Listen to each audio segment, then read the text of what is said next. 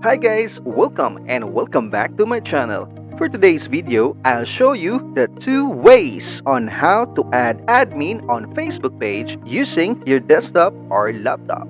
So make sure to watch the whole tutorial. And before we start, please don't forget to hit like and subscribe. Alright, so let's start after this intro.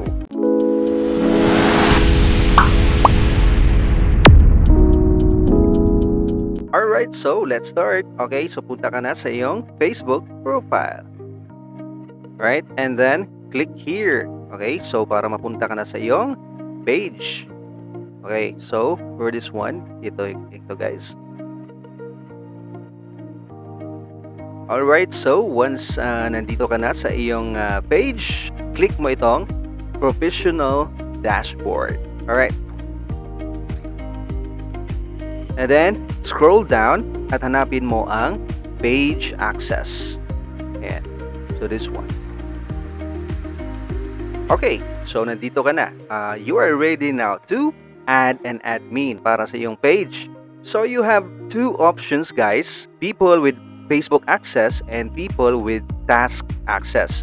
Itong people with Facebook access, if gusto mo, yung admin na i-add mo is may full access sa iyong Facebook page. May full access siya. For example, yung gagawin niya o yung task niya is to create, manage, or delete any content, mag-send o mag-respond sa mga messages or inquiries, mag-respond sa mga comments, create and manage Facebook ads. If gusto mo rin makaka-access siya sa iyong page insights, if yun, full access yun. Ito yung i-select mo kung full access yung ibibigay mo sa iyong admin. Okay? For example naman, if specific task lang, for example, yung work lang niya is mag-create or mag-manage sa mga content sa iyong page, o di kaya mag-respond lang siya sa mga comments or taga-reply siya sa mga messages or inquiries sa iyong page inbox. If specific task lang, ito yung i-select mo. For this tutorial, so ito yung pipiliin ko guys, people with Facebook access. So click mo itong add new. And then after that, so click next.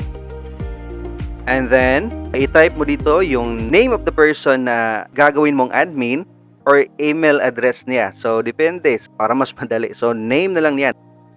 Anyway, so pwede email address niya yung ita-type mo dito. Okay, so ito, sister ko guys. So, click mo lang ito.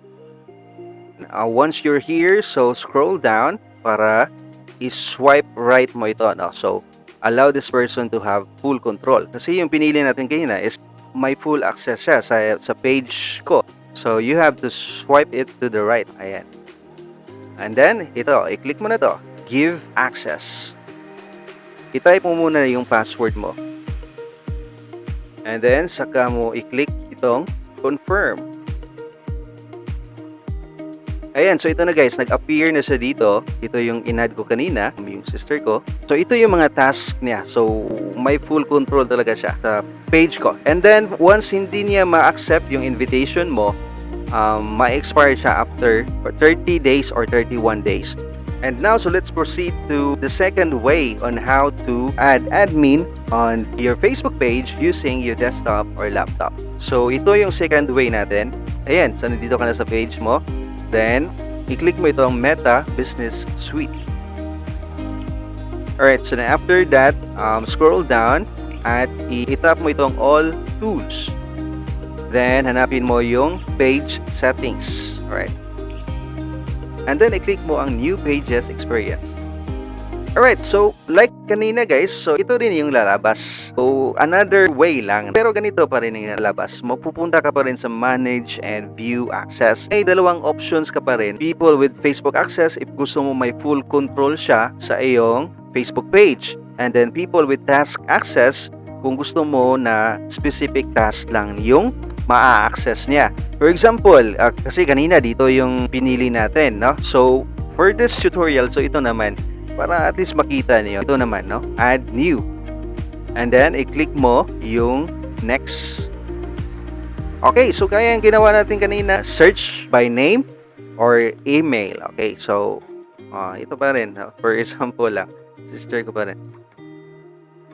Ayan, so, di ba kanina is dito yung sinelect natin, yung sin-wipe natin, dito yun. Pero dito, if specific task lang is mamimili ka kung anong task niya. For example, mag-create, manage or delete posts, stories, and more as the page. So ito, swipe right. Or di kaya, mag-respond sa mga messages. Ayun. So if yang dalawang task lang ang ipapagawa mo sa kanya, ipapa-access mo sa kanya, so yun lang. And then, give access. Type mo yung password mo. Then, confirm. Okay. So, ito yung nangyari guys kasi kinancel ko yung invitation ko kanina sa sister ko. Kaya hindi nag-appear yung dito niya. Kinancel ko for tutorial purposes guys. Okay, so para at least mapakita ko sa iyo yung dalawang option. Okay? Ayun, so gaya kanina guys, invitation expires in 30 to 31 days lang. Alright? Kung hindi niya ma-accept yung invitation mo. Alright, so that's it. So, ganun lang kasimple guys ang pag-add ng admin sa iyong Facebook page using your desktop or laptop. Alright, so that's all for today's tutorial. If you learned from this video, please don't forget to hit like and subscribe. And i-click mo na rin ang bell button para ma-update ka kaagad kapag may bago na naman tayong tutorial na i-upload.